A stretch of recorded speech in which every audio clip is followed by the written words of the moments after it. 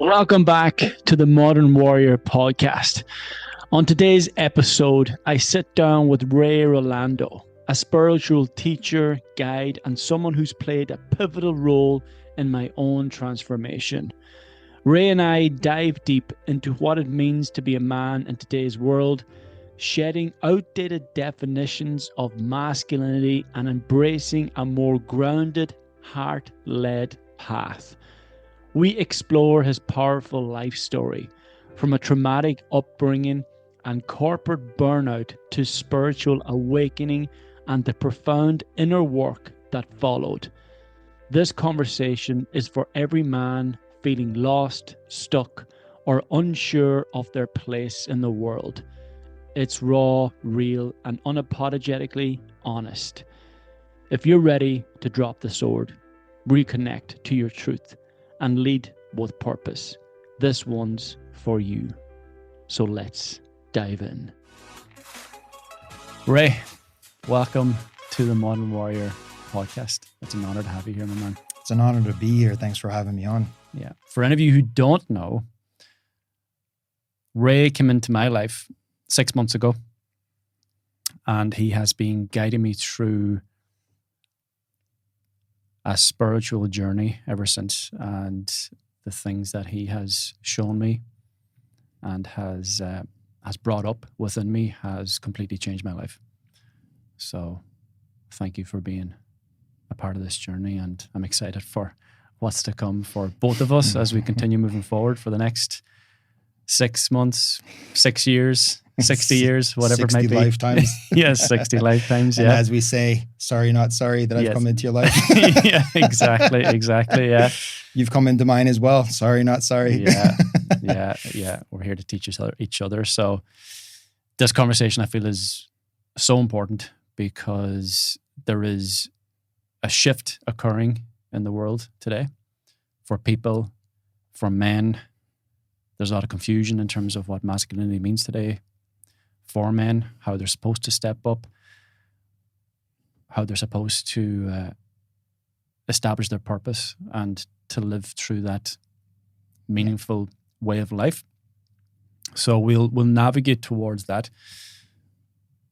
a bit later on in the conversation. But before we get into the nitty-gritty of all that, let's talk a little bit about your experience and about your past and what's sort of brought you to where you are today. If you go back to your foundations.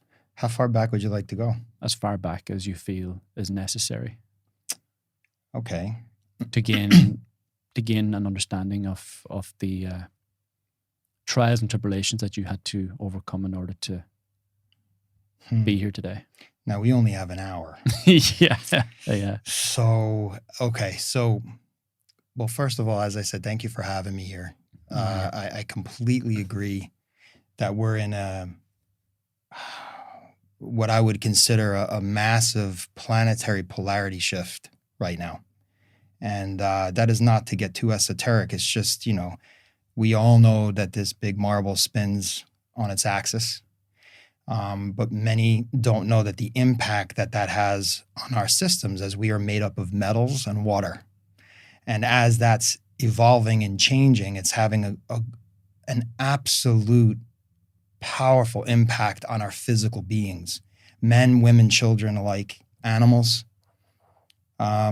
Everything is changing right now. And, as we can see with what's going on in the world right now, if you look at politics, or hopefully you're not looking at politics, but if you're looking at politics, or if you're looking at your local grocers, when you're going out to the store or the petrol station, you can see things are not what they used to be. Something has changed and shifted. But the good news is people are starting to talk again. That's the good news. When I'm in my late 40s, so I'll be 48 in June. I was born in the late 70s in the United States in New York. Not in the city, but I'll just give you the abridged version. I was born about 40 miles, or I guess 65 kilometers outside of Manhattan in a suburb, much like your suburbs here. And for me, it was a lot more nature than it was concrete jungle, right? However, I grew up in a situation where my parents divorced before I was 3 years old. And I remember the evening that my mother decided to leave. It was quite traumatic for all three of us.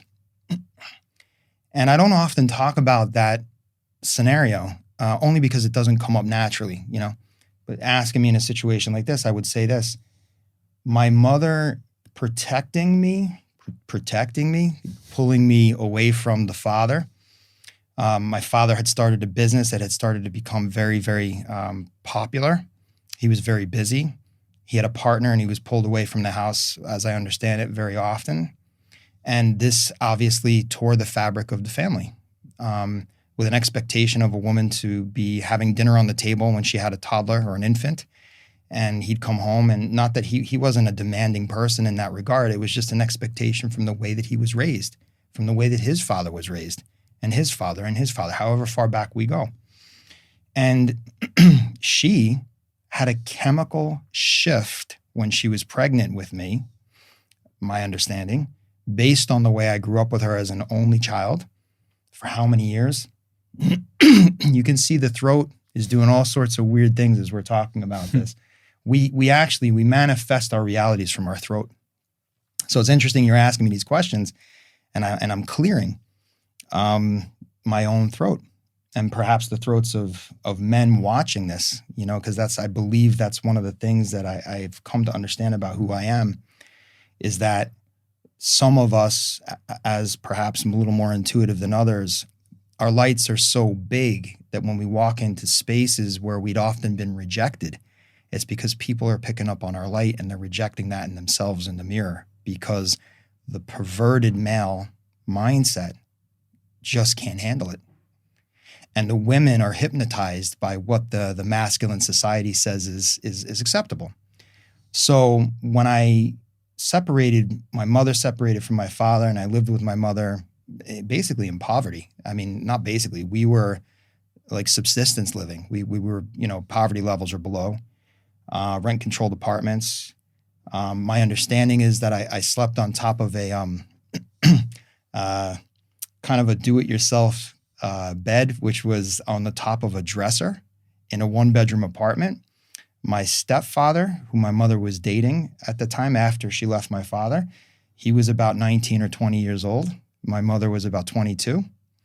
And he fashioned a railing around the top of a dresser and put a pack-and-play mattress on top of that and built me a ladder so I could climb down in the morning.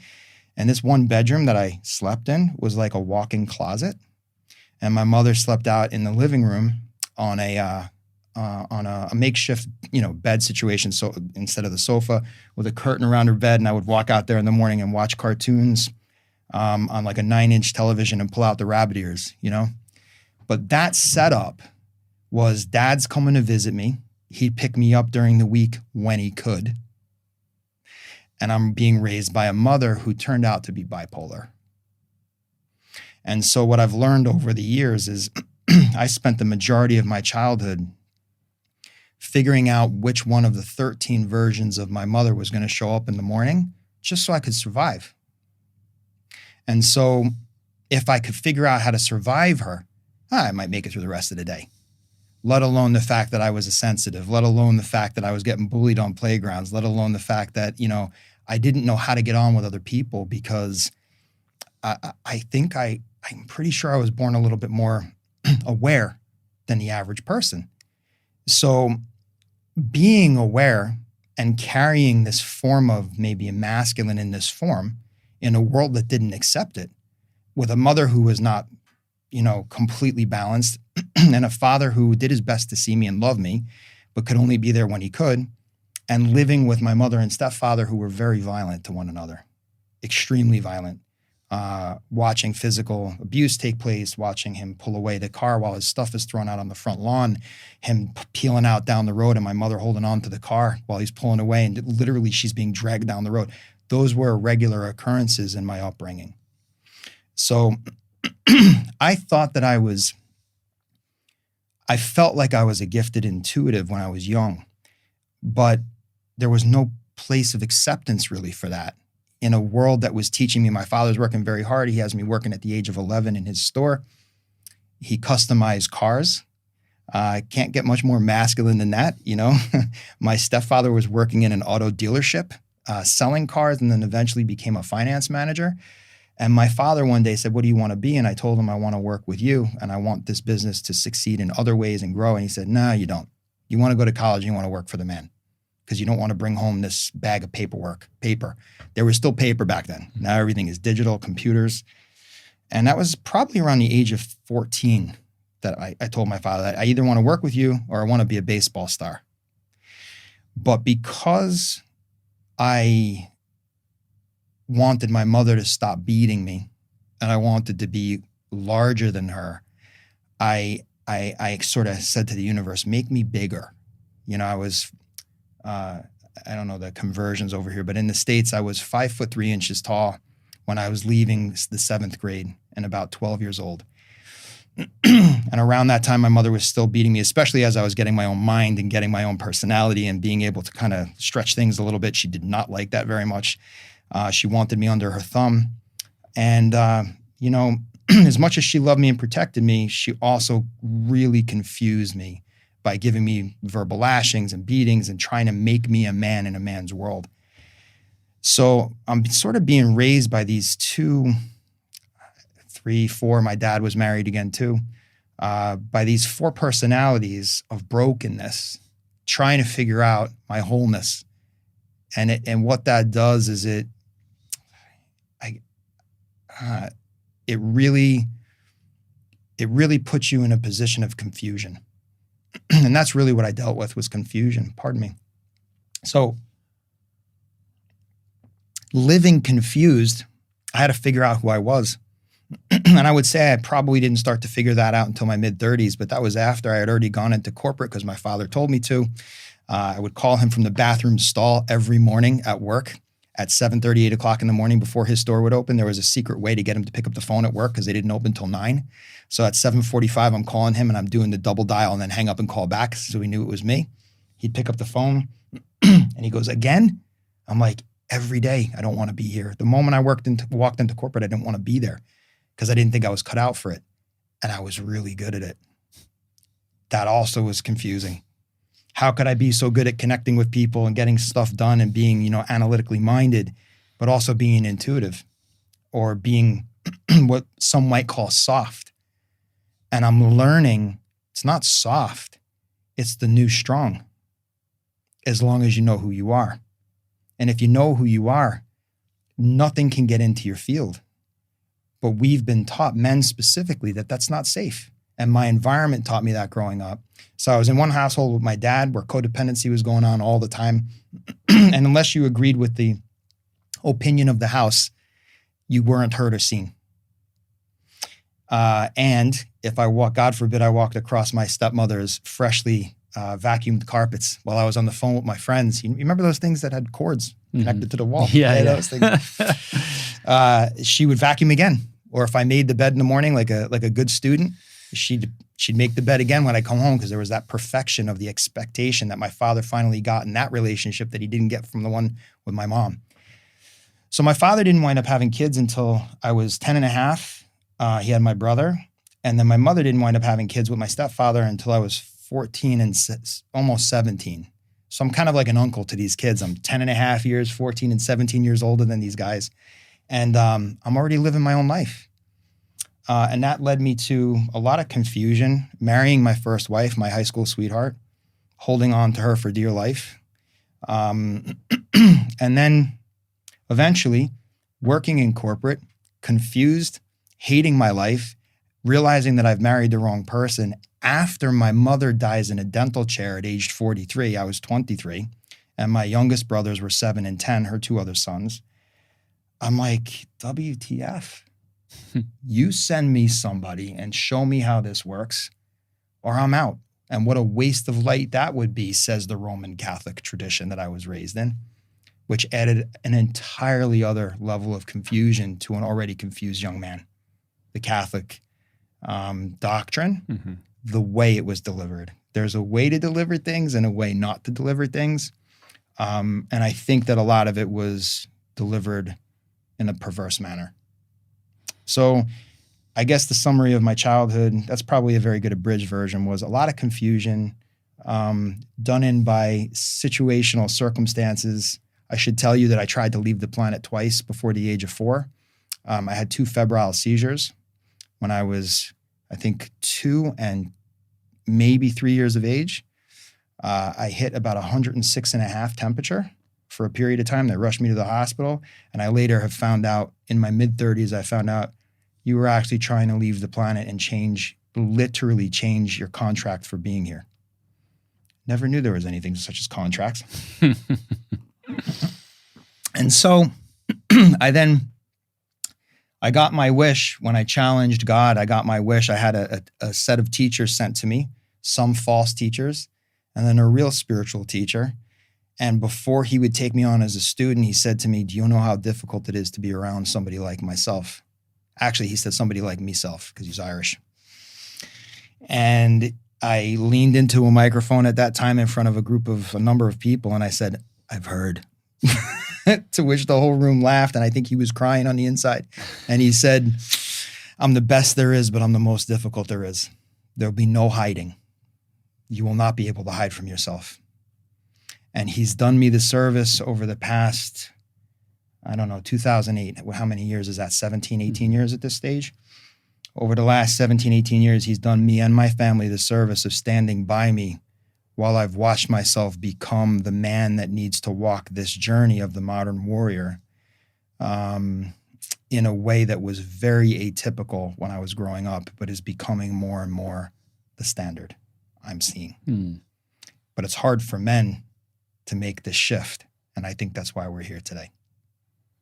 Yeah, I believe your story encapsulates a lot of men's experiences in today's world. This confusion. There's a lot of confusion around. A lot of confusion. Who am I? How to show up as a man. Yeah. Who am I? Yeah. Who am I? How am I supposed to act? How am I supposed to behave? So how could we begin to unpack the confusion in order to gain some clarity in all of this? Well, to be clear, I want your audience to know I'm still figuring it out too. That's how thick the cloud is.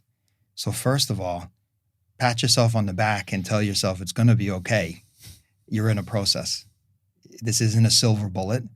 This is something that's going to happen over time, as long as you begin to allow the process to unfold and allow yourself to be guided to situations, people, perhaps other men, circles, things like this. Even women, the women are starting to learn that they need to allow us to be the new version. Otherwise, they're going to be burning the bras again. They're going to be, they've been these movements that have been happening in the world. And I'm not saying that the Me Too movement wasn't important. Please, not at all. But what I am saying is that, unfortunately, those too can become perverse. And then what you have is further emasculation of the masculine that women and children actually need, just as the males need the nurturing of the feminine. It's very, very important that we balance these things now. And so first and foremost, to have compassion with yourself when you're going through the process and not to beat yourself up. And we are so good at that, aren't we? Mm-hmm. We're so good at that. Mm-hmm. Especially as we begin to struggle in this process and fall into a victimhood mentality. Sure. Of why me? Why did this happen to me? Life is so unfair. Whereas you begin to actually realize that you had to go through the fire in order to be forged into this man. Yeah. Who can then inspire others. So a big thing for me, as I've begun to unpack my own confusion, is realizing that I've had the courage to face the demons and the pain. And by doing that, not to put myself on a pedestal, but by doing that, it inspires other men to step up and tap into the courage that they have. Indeed. To then do the same. And then we continue to lead others in this direction. So, and stepping up with courage, I feel, can also diminish the confusion. It takes courage to face the devil and end the game. And the game has been at play for thousands of years. You look at the likes of good lads like Jesus, Muhammad, Buddha, Gandhi even, and these men bringing forth what I would say teachings or a way of being, an energy, if you will. And I mentioned earlier the planets and the planet and that we're made up of metals and water and things of such. These great teachers, these great masters, they knew that. And they knew, like Jesus, for example, he knew that what he was professing, whether you're a Christian or not, it doesn't matter. Jesus, the man, it's not really contested too much that he existed. And his messaging was the middle path, same as the Buddha. And of course, the issue is we think we've got the masculine and the feminine, left or right, forward or backward. But in order for us to move forward without confusion, there has to be a middle journey where we blend the two. Be a man. But instead of always believing, for example, that you have to do something or make something happen, perhaps the doing is sitting down for a minute and letting guidance come to you. You said that you inspire, perhaps you inspire men by doing this yourself, having the courage yourself to move forward in that type of manner and face the demons, the dragons, and slay them within. As we sit in swords, I think to myself, a studio in swords, primal. I think to myself, it doesn't get much more obvious than these types of messages. Modern warrior, primal, swords. I think you mentioned a few minutes ago, we're forged from these fires, and perhaps we're here to pour some water over this. Water represents emotions in the spiritual realm. Pour some water over this and put out the fire. It's okay if there's some, chips left in the fire that are still hot, coals that are still burning. That's the fire of passion to live life, but to control life. That's a whole other. Are we allowed to curse on the show? Yeah, we are. Okay, so I've got a really good friend, a psychologist of over 40 years, who she was helping me through this pattern that I was having of thinking and believing that I was supporting everybody and holding the whole world up. Sound familiar? Yeah. Okay. So I went to her one day and I said, "Can you help me with this with my former spouse?" As many would say, my ex-wife. I like to say my former spouse or my kid's mom. What was happening here? So my issue was that I was giving my power away and I was letting her walk all over me.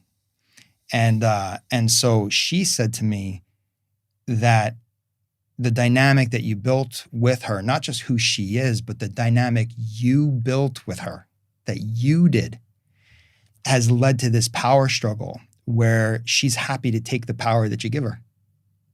Because that's how you, Ray, were used to, and she's so right, attracting love from other people, bleeding my own out constantly. I've found that I've actually lost friends and loved ones because I've taken my power back, because they've come to expect that from me. That's part of the modern warrior. Mm-hmm. And forging a new fire or a new caste to work from, a new template to work from. But I went to my friend this one day, and Gloria, and I said to her, "Can you help me with this? That thing that you told me that I've got to work on not doing, I've done it and I fucked up." And she goes, "Oh, honey, I didn't say you weren't going to fuck up. You'd enjoy it. But at least if you can take a step back now and understand that you're observing the pattern now, you're not just in the pattern unconsciously anymore." It is said that the unconscious drives 90% of the reality that we're living right now. The subconscious, yeah. Literally how we're sitting in this chair, the colors that we chose to wear for this podcast, how we wear our hair, do we have facial hair? It's driven by the subconscious. Which tattoo am I getting today? It's subconsciously driven, 90% or more. If you move that needle to 89%, you've been a success in this life. And so Gloria was essentially saying to me, when I went to her a few years back on this, she said to me, "Oh, you're going to fuck up, enjoy it. Enjoy the right. Guys love the doing, so just enjoy the fuck up, enjoy being in that space." And I was like, wow. And she says, "How does it feel to have permission to just be in that?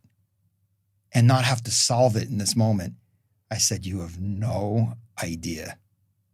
And being given permission to be in a process and not have to solve it right now like a Rubik's Cube, oh my God, the pressure that takes off. I'm not used to this. She goes, well, get used to it. This is the difference between shame and surrender. You and I had a conversation the other day about shame, Mm-hmm. and what in this incredible men's retreat that we were a part of, right? So That you were leading. that I had the distinguished karma to be the leader for for the week. Karma's, both good and not so good, and maybe somewhere down the middle. But yes, I was leading a retreat in Wexford at a beautiful place called Creek and Wellness Retreat, a very powerful place. And we had a discussion about shame. Do you remember what we said perhaps might be the root cause of shame? Comparison. To what? To how it's supposed to be. Who am I supposed to be? Exactly. What am I supposed to do? An archetype Mm-hmm. that doesn't even exist. Mm. If you break, whose archetype is that? Society's? Who's society? Who is society? It's a conglomeration of your grandfather, your father, your uncles, the way your auntie saw your uncles, the way your mother saw your father. It's a conglomeration of an impossible complex that we're comparing ourselves to all the time that doesn't actually exist except in our valuing and belief systems. And what I found is, and what we talked about on this retreat was, if we decide that we want to change our values and belief systems, well, there is the silver bullet for the preparation for fertile soil to be in a process that maybe if you're a lucky enough guy, you get to allow to unfold. Mm. There's so much there. Mm. But we're not used to just sitting in a statement like that and just being for a minute going, well, if I took 30 seconds to just let this land on a live camera and other guys are watching this, how might that impact them? Mm-hmm. Wait a minute. They're not talking. Do they freeze? Hmm. Is this like a Zoom glitch? What's going on here? Because we're so programmed to believe that something has to happen in every moment, or we are a what?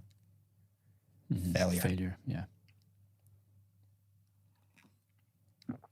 Yeah, with a dominant mother growing up that way, who herself, I'm sure, had many belief systems about a perverted masculine and what that's supposed to look like. Can you define perverted masculine just to avoid any confusion with the audience? Sure. Perverted, right? We're not talking pedophilia here, right? Mm-hmm. We're talking carrying a belief system like fundamentalist, so far in one direction. Men look like this. Mm-hmm. The warrior, the Bushido code, samurai, strong sword, muscle, strong muscle, dominant, mm-hmm. commandeering. I have found even the way that we're talking, the cadence of this conversation is the new masculine. That for me, I've never had to raise a hand to my children, and yet they know who's in charge when it comes to, listen, I'm steering the ship for this family right now. But that doesn't mean I'm not available. They know they can come and talk to me anytime they want, and that I'll listen to them even if I don't agree with them, even if they're never going to convince me that they're right because they're trying to manipulate me to get something that they want, right? So the perverse is, I will dominate you to get what we need to control this outcome. But if God wanted to take my breath right now while I'm domineering, commandeering, and yelling, he would. It would. She would. Whatever it would. God would take my breath away in this moment if God felt it was the best thing for the planet. And there's nothing that I can do about that. Nothing. Mm-hmm. And so the non-perverse would be to surrender to that truth. So even if you don't believe in God, you've got to believe that something has you breathing, because they say it's involuntary breathing. Well, if you passed out on the floor, like if you held your breath and passed out, within 3 to 5 seconds, you'd start breathing again. By your doing? By your conscious choice? That's where I say, are you sure God doesn't exist? Or is that just biology? I don't know. So many people have the difficulty to believe that, don't they? They do. Why? Society. The archetype of who is speaking. Ego. If you're not living your life, someone or something, society, will live it for you, right? In other words, what I've come to understand that teaching to mean after years of getting it a little confused in my own system is that if you're living your life by the expectations of other people, then they're taking up space in your own head and they're not even paying rent. Mm-hmm. And you're allowing them to be squatters while you're going out there to try to cover the rent every month and not know how you're going to come up with your mortgage payments, your car payments, and all of this fun stuff because you're living based on the way your mother or father or your aunties or uncles told you you're supposed to be living your life, or your friends at work, your colleagues and coworkers. I was in that environment for 16 years. That was fun, being a guy of, the new guy in the old world. But I wasn't yet. I had my own perversions that I still had to work through of believing that this masculine, non-attainable thing was what I had to strive to be. Mm-hmm. Yeah. Get on top of that career ladder. Right now. Yesterday. Mm-hmm. Yeah. Or make $100,000 as quick as I possibly can. That's another thing we're taught. Here's some other things. Here's some things that I think are perverse. When one door closes, another one opens. Come on. All the doors have always been open. Why is it just one door? Another one. So what, do we have a choice to choose a door? So or the choice is presented to us? Correct. Well, actually, you're presenting it to yourself. You've just forgotten that. You're commandeering a lot more than you think, but when you're doing, you're not in your natural state. You're distracted. And so whatever that thing is, the God particle or I very much believe in God, so that's where universal life force, whatever, I don't care what you want to call it. Whatever your God is, a cardboard. It's got no name anyway. Yeah, a cardboard cutout of Mike Tyson. If that's your God, I don't care. Whatever it is. But whatever that thing is, that supremeness above and beyond that has some kind of divine math in the chaos. If you sit still long enough, things like this will drop in. When one door closes, another one opens. Give me a break. I've got more than one opportunity if I just sit still long enough. And here's another one. You can lead a horse to water, but you can't make it drink. Have you ever been stubborn, Gavin? Yeah. Has anyone ever gotten you to be led to water that you didn't want to go to? It's bullshit. Mm-hmm. But we hear these sayings and these statements, think outside the box. What box? These are perversions of a masculine world that taught us you must think and believe these ways. 401k? How about 401 Krishna? Mm. Do you know, if I have nothing but my health, I have everything. But we're so driven by the almighty dollar and we forget that we cannot serve two gods. That's really what's driven this perversion, as you asked a few minutes ago. I think we've become this doer, hunter, gatherer, protector. And what's really confusing, and probably we should get into at some point, either today or some other time, is men are built to lay pipe. And it's how do I live from here when there's another part of me speaking all the time? From your heart, for those who can't see. Yeah, from your heart, for those who can't see. Yeah. How do I live from the heart when there's another part of me driving me? Well, the more you sit still, I've come to learn, the more you draw to you.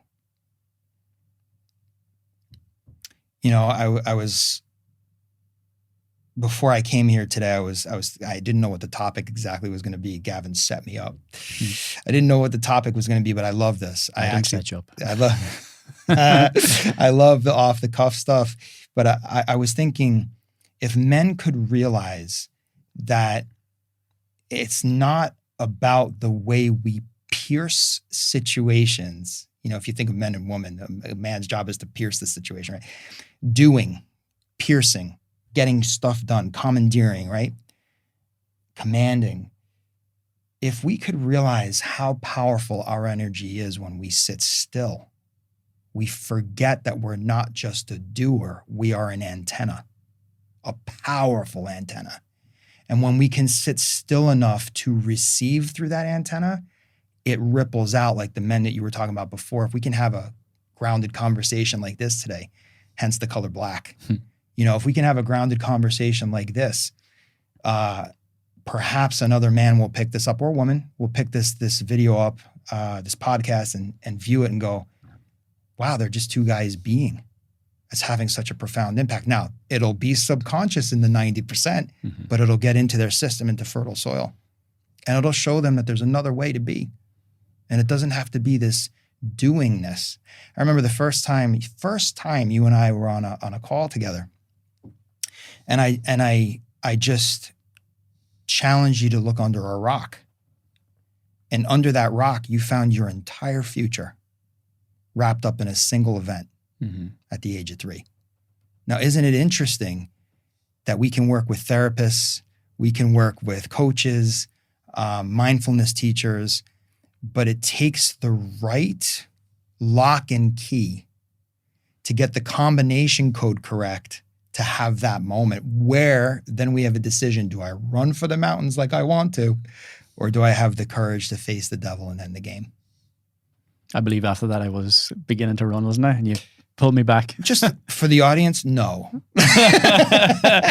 Ray, I've been thinking, and you know what? I think I've got it now, and I'm good to go. It's like, hey, buddy, you haven't even fucking started. That's exactly what the phone call went like, and it's very similar to my own 15, 18 years earlier than that. And it's great because by identifying that resistance within myself, I can also now identify it in the men that I work with, and of course the people that you work with too, where you bring up a difficult truth, you've encouraged them to take a cold, hard look at themselves in the mirror and realize, oh fuck, and then again you have a choice to run or to embrace it and say, you know what, I think I'm good, I can't afford it, or I've had second opinion about this, or whatever. They'll come up with some sort of excuse, which is the resistance, which I believe is also the courage that's necessary to step forward and say, okay, correct. Which is a masculine trait. The courage to step forward comes to us when we are still in the feminine, and then good luck trying to stop that train from moving once that energy comes into our system, because we're built that way to actually do something with it. But if we could learn to allow the energy to come to the antenna, God or whatever will show you the next move on the chessboard every time. In fact, I was told once by my teacher, he said, that decision that you're trying to make, that you asked me about through email, don't do anything until you're doing it. I said, hang on, don't do anything until I'm doing it. What the hell does that mean? And then next thing I know, I'm like, what does that mean? And I'm doing something on the keyboard, and I'm like, holy shit. I'm sitting in the confusion of not knowing, allowing what they call the feminine to rise. What does that mean? Just sitting in contemplation. And next thing I know, I'm typing on a keyboard and I'm thinking, wow, now I'm in the midst of doing the next thing that just hit my antenna. See, what I've said to you, and I've said to many people, and I witnessed something, and so did you. We were there together this week. We saw somebody have this massive breakthrough just because they were given permission not to deal with everything at once and do it in pieces, like piece by piece. But men have this mentality that we have to get it all right by jumping into the deep end right now, which then, of course, what do? We either dip our toe in the shallow end to see how cold the water is and we never get involved, or we don't even go to the pool. Because we drown in the overwhelm? We drown outside the pool, which, and this is another pool. We're drowning in the outside pool, never getting into the waters that would have actually driven us to where we needed to be. The car that would take us where we need to go. You know, and it's so funny. coming from Dublin to Swords, I'm thinking, you can't make this up. I wonder if Gavin's going to be standing there in full Metal Gear when I arrive ready for a joust, Yeah. But like, that's what it is. It's a laying down of the swords that we actually need to do until we're shown to fight the good fight. And the good fight, I think, is the one with the ego that thinks it's further than it is. Mm-hmm. That's an important point. Well, and you said it before, the minute you thought you knew something, you're like, holy shit, I know nothing at all. Guys need to have permission to have those moments, because the more you grow, the more you'll realize you don't know, because the universal construct is so big that our minds are not built to understand. We want to understand because we think that if we understand, then we have some form or method of control. You've got some structure. You've got structure. And in that structure, I can get something done.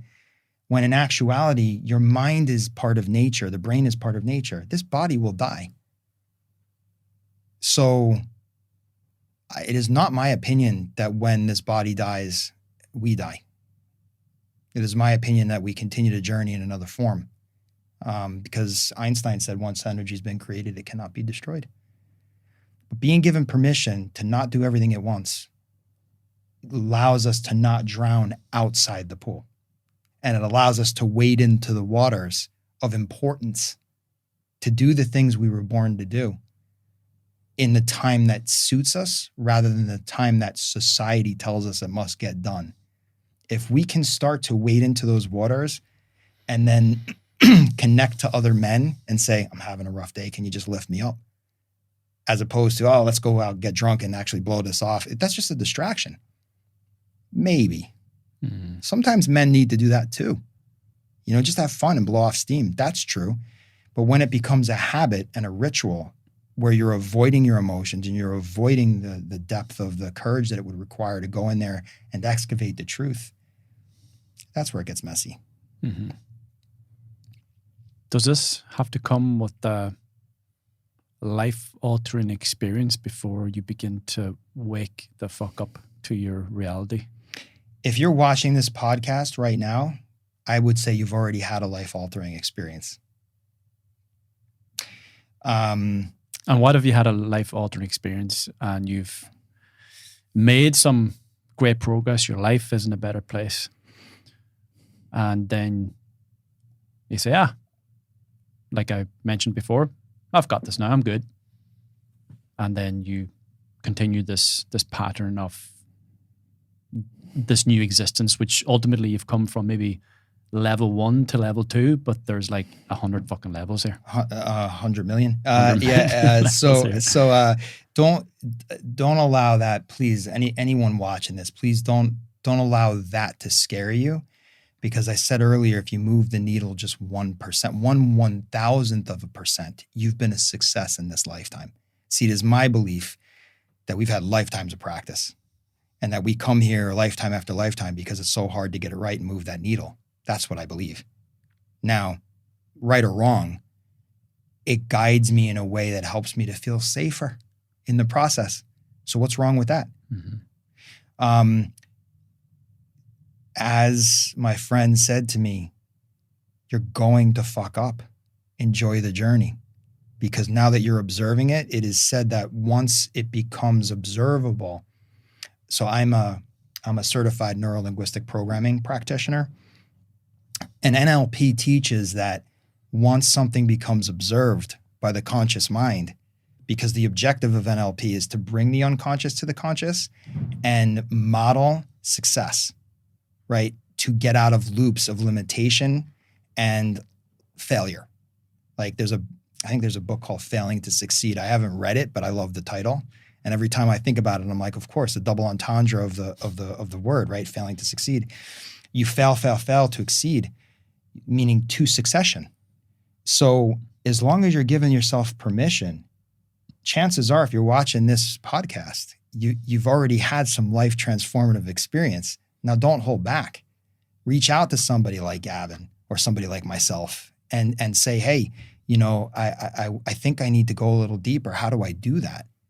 And if we, the guys that are leading other guys, if we're patient, they will come into their own. But every once in a while, you've got to show them that they're bullshitting themselves, because if you don't, they won't actually trust you. Because that's another programming that we've had, is that we need to be challenged by the guy that's standing in front of us, or we believe they're full of shit. Mm-hmm. So we have to be courageous enough to use the old programming in a conscious way to get in, because they have no benchmark for anything else. Mm-hmm. They're used to being treated the old way. But if we use it consciously, we actually flip the script. I've seen spiritual teachers yell at students and the student has a major breakthrough. Why? Is it because the spiritual teachers, on an ego trip? If they're not aligned, yes, they are. If they're an aligned teacher, they have actually tapped into the student intuitively, psychically, whatever you want to call it, and go, oh my God, they were so abused. They have no benchmark for learning and breaking through unless they get yelled at. But if I yell with love, meaning the energy's rising in my system to love them, to say, hey, you want to have a breakthrough right now? Then that completely changes the discussion. And so if we have the courage to learn to use the old patterns to help guys see, like when I challenged you on that day, you say, truth is, if we're doing the work for another person, we're just holding up a big mirror. And we're just saying, like, Ray, you ready to come out from under that rock now? In the form of Gavin. Because I'm you, you're me. And if we think anything else, we're technically just kidding ourselves. But if Gavin grows, Ray grows. If Ray grows, Gavin grows. Ray showed parts of himself, did he not? I know I'm talking myself third person here, but Ray showed parts of himself this week on the men's retreat that were very vulnerable, right? Yeah, for sure. Because I know that if I'm not honest and I don't show you the parts of me that are still healing, what fucking chance do we have? Mm-hmm. That's the part that men didn't do in the past. We got it under control, let's go out and have a beer and fucking ignore any other work that needs to get done. Yeah, it's quite refreshing actually to see that. It was refreshing for me to see it in every participant. Mm-hmm. Mm-hmm. Mm-hmm. It was amazing. Because again, I could see myself in it. One of the most powerful weeks I've ever had. Mm-hmm. For certain. Mm-hmm.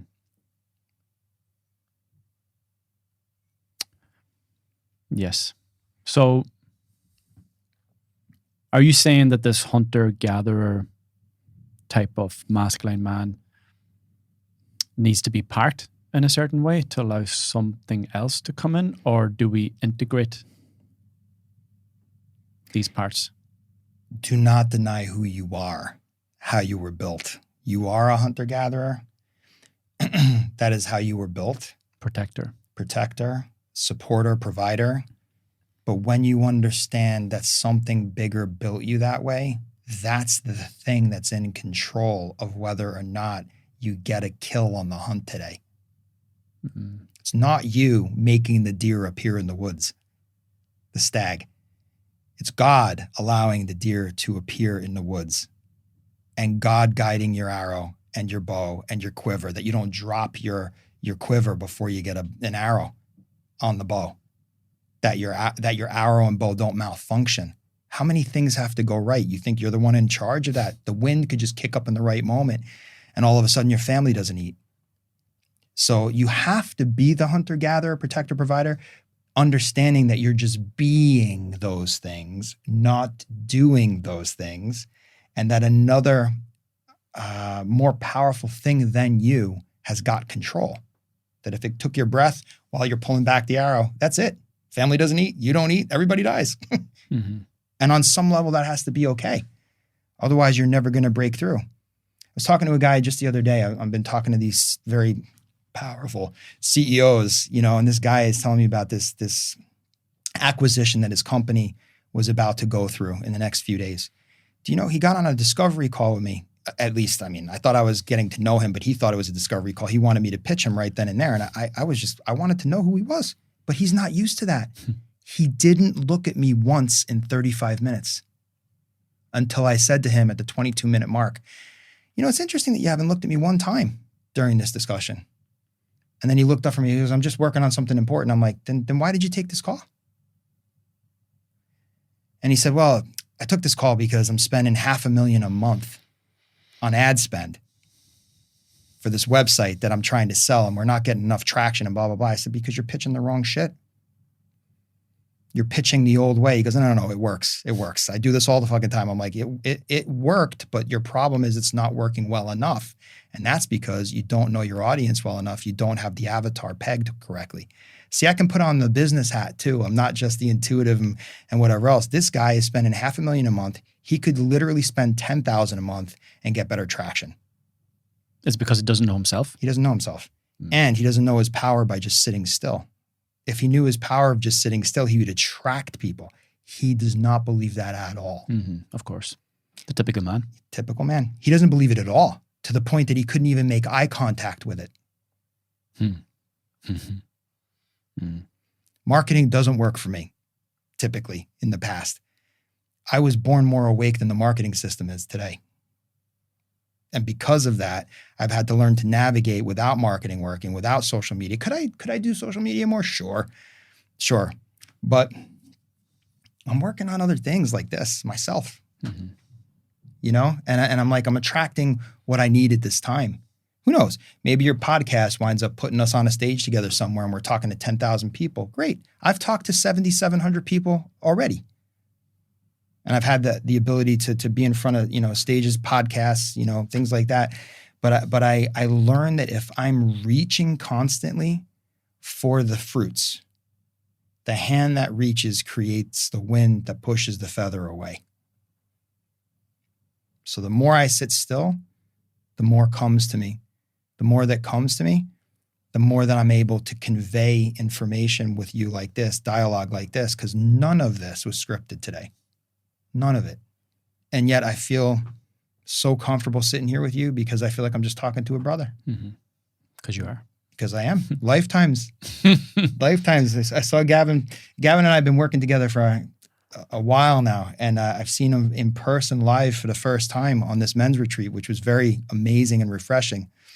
And one of the first things he says to me is, it's good to see you after so many lifetimes, brother.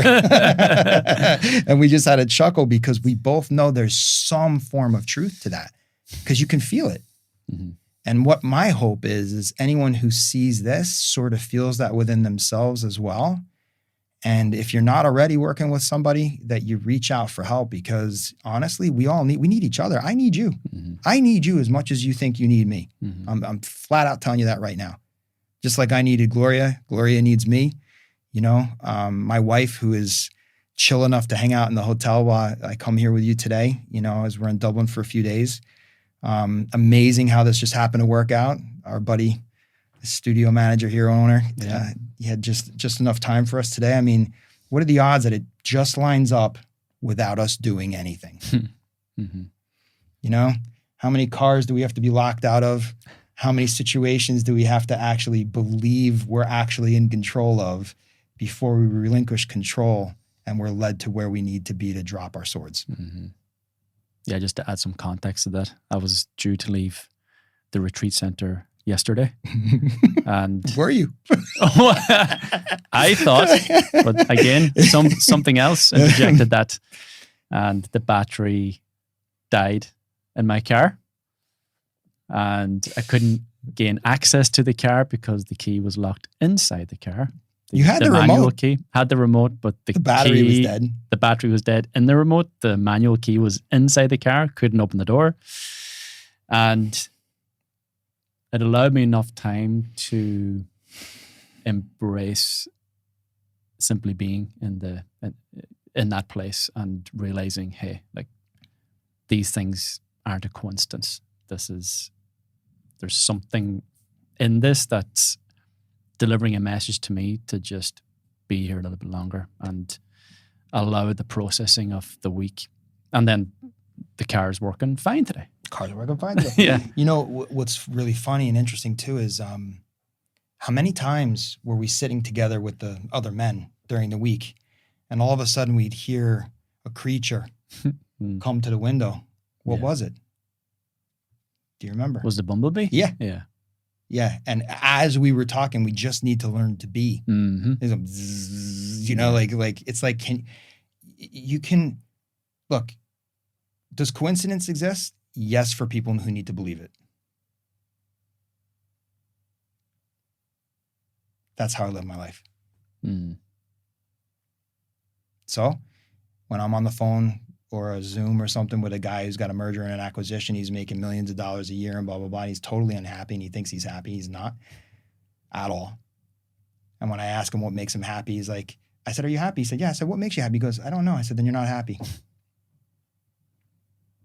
Mm-hmm. Something that you told me a few months ago that really landed with me at the time, because you were bringing something up and you were asking me, okay, where do you feel this in your body? And I couldn't feel anything. And you said, you're disconnected from your heart, too much in your head.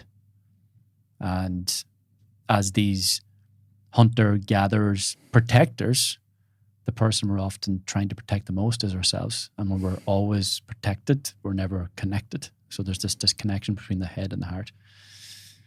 And for me, in my own routine or practice, allowing myself to simply be has reestablished, or it's reestablishing the connection between my head and the heart. Fab. Fab. And begin to live from a place of, again, integrity, love, purpose,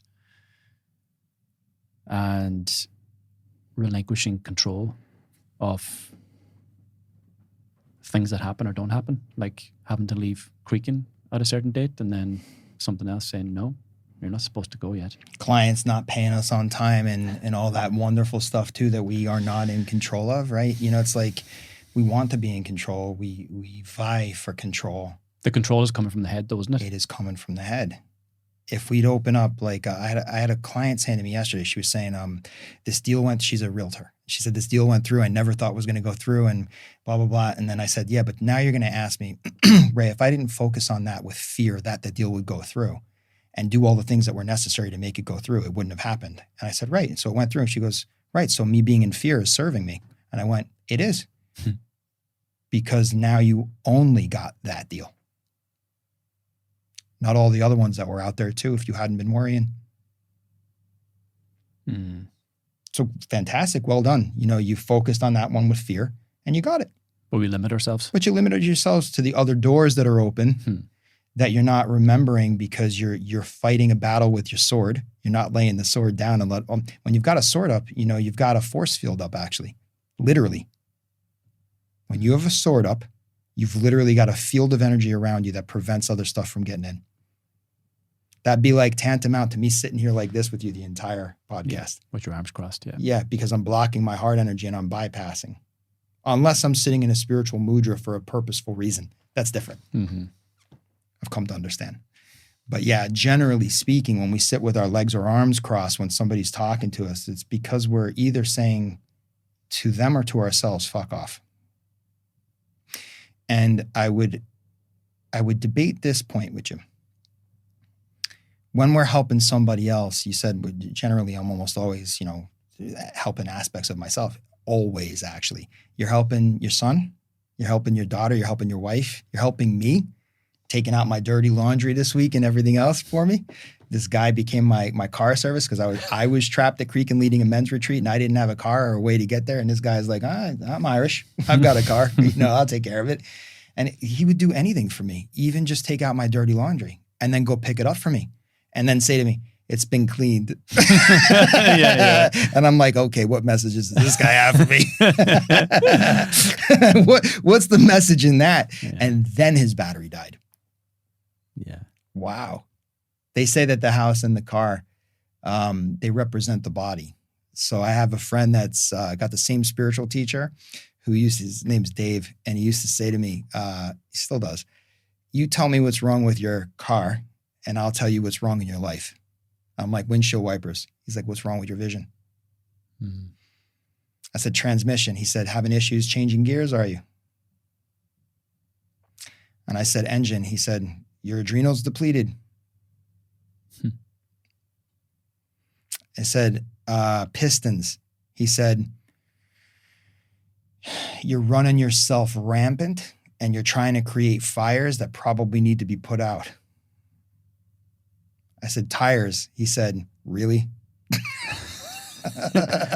he's like your soul, the soul, the soles of your feet or your soul, you need to slow down. You're wearing yourself out. And that was the car. I could get into the house, like leaky pipes and all this other stuff. And very, very interesting. I don't believe in coincidence. I believe that it needs to be used when I'm talking to someone who needs to hear it. Mm-hmm. And that's also the understanding that this conversation is not going to land with certain people. And that's okay too. Oh yeah. I should have said at the beginning, if there's anything that I say, including God, that rubs someone the wrong way, please toss it out. Mm-hmm. I'm not looking to convert. I'm not looking to convert anybody, create cookie cutters. I'm not even here to gain followers. I'm here because somebody asked me to be here with them today. Somebody that I trust and respect. Although I, if I'm being honest, I did say, hey, do you have a podcast? Maybe we have a chat sometime. I actually threw that out there as a, for instance, never thought I'd find myself in Dublin here in the studio with you live. That worked out kind of amazing, but yeah, I mean, my favorite part about this discussion is how you and I have just been sitting, chilling, and having an awesome chat. Mm-hmm. And yet so much is happening that we're not doing. Mm-hmm. And yet we're the door through which it's occurring. You are the door, not the doer. With the Irish accent, it gets a little tough there. Doer. And then I've got a teacher whose initials are D-O. And he's like, you're not the doer. And I'm like, so what, you are?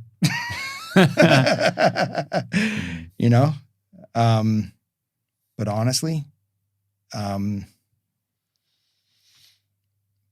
more that we could sit still, the more that I believe a whole new world will be built by those sitting still enough to be guided to the keyboard, to take the action.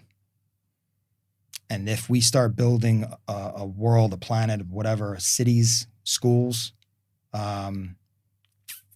medical industry from this place, I fully believe they're all being torn down in front of us right now. That's what all this stuff is in the world about tariffs and, whatever else is going on politically. This is actually, a lot of people think, you got a megalomaniac basically, running the planet and blah, blah, blah. Yeah. If that's what you're looking at, that's what you've got. If you actually see that there's only a certain type of personality that could have gotten in there to start tearing things down, because that's exactly what's happening with the polarity shift I mentioned at the beginning of this, you'd start to realize that what you're witnessing is what you need in order for the new world to be built. Mm-hmm. But there's always a tearing down before there's a building up. Mm-hmm. Always. And I had this enlightening moment the other day that I just heard this soft voice say, Ray, your own darkness couldn't exist without your light. And that is what gives me the courage to continue to look at it. May that transfer to every person listening and watching this today, yeah? I mean, I can only hope. The thing is, Gavin, I've learned, and I'm sure you have too, we can't be attached to other people's journeys, because what happens is then we feel like a failure if we haven't helped them, and men also have to release that because we can only do so much. Mm-hmm. But if you go to bed at night, resting your head on your pillow thinking, I did my best today. And if you believe in a higher power, can you, whatever you call it, Mike Tyson, cardboard cutout, Mike, can you put 2 people in front of me tomorrow that need me? If you go to bed with that prayer, whatever you do, whether you're an artist, a janitor, a racing enthusiast, I don't care what you are. If you go to bed with that prayer at night, the entire world will change. Your world, for sure, will change. And you will start attracting to you like it's nobody's business. I remember being at a workshop once that I was leading. It was an afternoon workshop, a couple hours. And at the break, we about an hour and a half in, it was 3 hours, we took a break for 10 minutes. And just before the break, I had said to the audience, everybody carries light. The janitor at your school who's going through stage 4 cancer, he might just smile at you, walk up to you and hand you a Brazilian crystal and just say, like, I hope you have a good day, and smile at you and change your whole world. And you just start crying and you're like, what just happened, And then at the break, this young girl comes up to me and she goes, did you know my story? And I said, what are you talking about? And she goes, this is the crystal the janitor handed me Wednesday. Wow. He's got stage 4 cancer. And I went, somebody knew. I'm not going to sit here and tell you that I knew. Something knew. And clearly you needed to hear that. And what moved her was the divine feminine moving in me, not the masculine. Masculine is the mouthpiece. Mm-hmm. But the fact that I allowed that information to come in was me being in the nurturing state of being the antenna receiver and then doing, being guided to do. And then people coin you a psychic, they coin you these other things and whatever. I'm just being, just being. And that information came in sharp as a tack for this person. Now, you might say a sword pierced her reality. I say the brush pierced her reality. And my teacher showed me the technique of the sword and the brush. And that is, we take the sword of the samurai to cut away the old cords. And I hand you a brush to paint your new reality once you have. And I think that is the way forward for the men. And if we can lean more into that these days, I think we will have a whole new world, at least within us, where things start to unfold. And then we have a ripple effect where if someone watching this calls you and says, hey, I saw the podcast, Gavin, can you help me? Awesome. Then, and if nothing else, I had an amazing conversation with someone I love and respect. It goes both ways, my man. Thank you very much. And with that, the time is up for now. Ray, of course, I always love being in your presence, whether it be energetically or physically. That goes both ways. And this has been a real honor and I think a very important conversation. I feel a very important conversation. Well said. Before Good you correct catch. me, yes. No. I'm learning. I'm still learning. Yeah. So am I. Yeah. Thanks for having me. Honestly. For anyone listening to this, where could they find out more about you, potentially reach out to you, work with you? Give us some details there. Sure. There's a couple of ways. I've got my own website for those seeking like spiritual truths and stuff like that. That's called, that's my namesake. It's called rayrolando.com. But my wife and I, my wife Colby, hi Colby. My wife and I, we run a business called Elevate Well. And that website is elevate-well.com. And yeah, there's multiple ways on both those websites to get in touch with us through email. I think info and support at both those web addresses would work. And then, if you need my help, I would be honored to help you. But I can tell you, you've also got an incredible being sitting right here in front of you, who you could utilize more. But we're all cut out for different things. And I think together, you and I are going to make tremendous impacts. And I think we're already doing that here today. And I'm very, very grateful that you called me here. I don't care that it was last minute. It wasn't in my book. It was exactly when it was supposed to happen. But I'd be honored if somebody reached out from this podcast and say, hey, I could use your help. I'm here for you. Yes. Brilliant. If you have the courage to do so. You have the courage to do so. You just got to find it within yourself. Definitely have it. You not only do you have the courage, I would stake a bet that it's your calling. Yeah. See, there's the challenge in the fitness gym. That's the mic drop.